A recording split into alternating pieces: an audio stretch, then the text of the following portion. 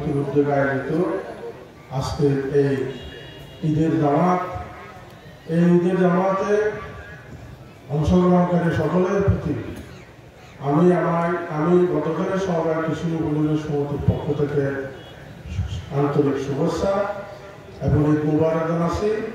ঈদ মুবারক, ঈদ মুবারক, ঈদ মুবারক।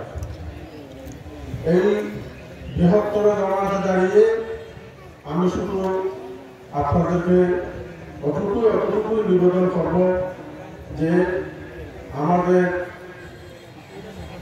পূর্বপুরুষেরা যেই ভালোবাসা এবং কল্যাণের চিন্তা করে এই আমাদের এই প্রতিষ্ঠান গড়ে তুলেছিলেন, তাদের দীর্ঘদিনের ত্যাগ প্রতিজ্ঞা। আমি আপনাদেরকে অনুরোধ করব আজকের এই সমাবেশে আল্লাহ রাব্বুল আলামিন যাতে আমাদের এই পূর্বপুরুষদের এবং গতকালের সভায় কৃষি উপজেলা সমিতি যে সকল সদস্য মৃত্যুবরণ করেছে সকল সদস্যের পুষ্য এবং অংশীদারদের জন্য আমরা দোয়া করব। আল্লাহ রাব্বুল আলামিন যাতে আমাদের এই সমস্ত মৃত ব্যক্তিদের জান্নাতুল ফেরদাউসের উচ্চ মাকাম দান করেন।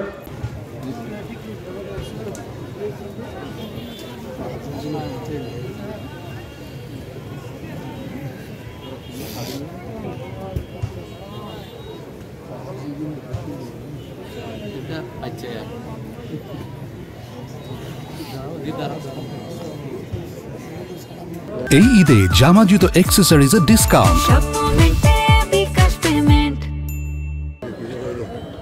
আসসালামু আলাইকুম রহমতুল্লাহি ওয়া বারাকাতুহু। বদরখালীর সর্বস্তরের মুসলিম জনতা ঈদ মুবারক, ঈদ মুবারক, ঈদ মুবারক। আমরা 2022 সালের সেপ্টেম্বর মাসের আমরা ক্ষমতায় এসে তৎকালীন সময় পরিবেশ পরিস্থিতি অনুকূলে না থাকে আমরা ঈদ জামাত করতে পারি নাই। আমরা গত বছর অর্থাৎ 24 সালে যে ঈদ উল ফিতরের নামাজ এই একটা মাত্র ঈদ জামাত আমরা করতে সক্ষম হয়েছি। এবছরও গত বছরের ধারাবাহিকতায় এবছরও আমরা ঈদ জামাত করতে সক্ষম হয়েছি ইনশাআল্লাহ। এই ধারাবাহিকতা রক্ষার জন্য আমি বদরখালীর সর্বস্তরের জনগণকে সহযোগিতা করার জন্য, বদরখালী সমবায় সমিতিকে সহযোগিতা করার জন্য উদাত্ত আহ্বান জানাবো। আমরা তো আর বেশি দিন নেই, সবেমাত্র হয়তো 5 মাস বা 6 মাস আছি। এর মধ্যে তো আর আমরা হয়তো ঈদ উল ফিতরের জামাত পাবো না, কিন্তু আমার সবসময় আমার সহযোগিতা থাকবে এই ঐতিহ্যকে ধারাবাহিক রক্ষা করার জন্য। দীর্ঘ 17 বছর পরে আমরা ঈদ জামাতটা আরম্ভ করতে পেরেছিলাম। এই ঈদগাহের হুজরাটা করেছিল আমার মামা এম ইকবাল বদরি, কিন্তু উনি জামাত করে যেতে পারেন নাই, কিন্তু আমাদের জন্য এটা ঈদগাহ আমাদের স্মৃতি হিসাবে রেখে গিয়েছেন। তাই আমরা দীর্ঘ 17 বছর পরেই আমরা এই জামাত শুরু করতে পেরেছি গত বছর থেকে।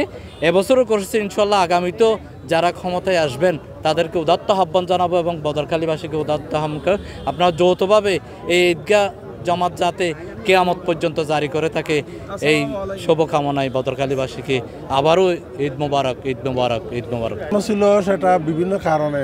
এখন আসলে আমরা চাচ্ছি যে এটা আমাদের বাপদাদার ঐতিহ্য এবং আল্লাহর নবীর সুন্নত, এবং আমরা হচ্ছে একটা জোটবদ্ধ সমাজ। এই জোটবদ্ধ সমাজের মধ্যে একটি মাত্র ঈদের জামাত এটা আমাদের বাপদাদারা করে গেছেন, আমরাও এটা অব্যাহত রাখছি। বাকি আল্লাহর হুকুম আমাদের ভবিষ্যৎ প্রজন্মরা যাতে অব্যাহত রাখে এর জন্য আমরা দোয়া করবো আর কি। আসসালামু আলাইকুম। চ্যানেল আইকে ধন্যবাদ। ঐতিহ্যবাহী বদরখালী সমিতি এটা ধারাবাহিকতায় আমাদের পূর্বপুরুষ থেকে শুরু করে আমাদের এই বদরখালী সমিতির উদ্যোগে বৃহত্তর ঈদ জামাত অনুষ্ঠিত হয়। এই বছরও হয়েছে, গত বছরও হয়েছে। ইনশাআল্লাহ এই ধারাবাহিকতা যাতে অটুট থাকে আমরা চেষ্টা করব। আজকের বৃহত্তর ঈদ জামাতে ফিলিস্তিনের মুসলমানদের জন্য দোয়া করা হয়েছে। মানবিক জীবনযাপনে বাধাগ্রস্ত হচ্ছে সারা বিশ্বের মুসলিম উম্মাহ ঐক্যের মধ্য দিয়ে যে ফিলিস্তিনি মুসলমান যাতে স্বাধীন হয় আমরা তার জন্য আন্তরিকভাবে দোয়া করেছি। মহান আল্লাহর রবের কাছে আমরা যাতে দোয়া চাই এই ফিলিস্তিনিবাসী মুসলমান যাতে স্বাধীনতা লাভ করে।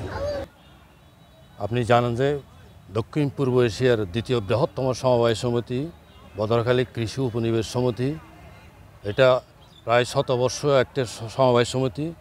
এই অঞ্চলে বদরখালীতে প্রায় 70,000 গণমানুষের বসতি। কক্সবাজার জেলায় এই প্রথম বদরখালী হাই স্কুল মাঠে ঐতিহাসিকভাবে ধারাবাহিকভাবে ঈদের 2 ঈদের নামাজ এই মাঠে অনুষ্ঠিত হয়। এখানে প্রায় অর্ধলক্ষাধিক মানুষের আজকে সমাগম হয়েছিল। আপনি জানেন বদরখালী সমবায় সমিতির সাবেক সম্পাদক, ইউনিয়ন পরিষদের সাবেক চেয়ারম্যান, আমার পিছনে যে মিনার আছে সেই মিনারটি প্রবাসীদের অর্থায়নে উনি সার্বিক সহযোগিতায় স্থায়ীভাবে এখানে কাঠামো নির্মাণ করেছিলেন, যাতে বদরখালীর মানুষ এক জায়গায় নামাজে সমবেত হতে পারে, সবার মধ্যে একটা সৌহার্দ্য, ভ্রাতৃত্ব, সম্প্রীতি, সামাজিক বন্ধন যেন আজীবন অটুট থাকে, সেই লক্ষ্যে এই মিনারটি নির্মাণ করেছিলেন। আমিও আজকে আমার এই গ্রামের এই জন্মভূমিতে আমি কক্সবাজার থেকে ছুটে এসেছি হাজার হাজার মানুষের সাথে নামাজ আদায় করার জন্য। আশা করি আগামী দিনে এই মাঠে আবারও বৃহত্তর পরিসরে ঈদের জামাত হবে।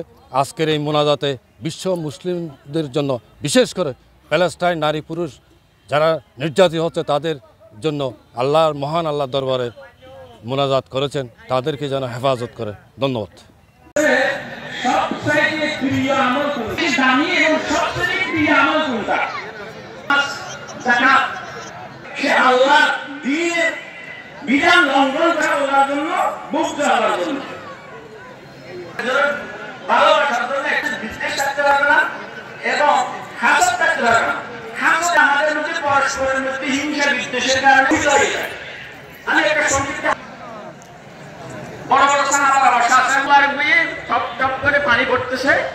নবী করিম সাল্লাল্লাহু আলাইহি ওয়াসাল্লাম বললেন, একজন মজলিসের মধ্যে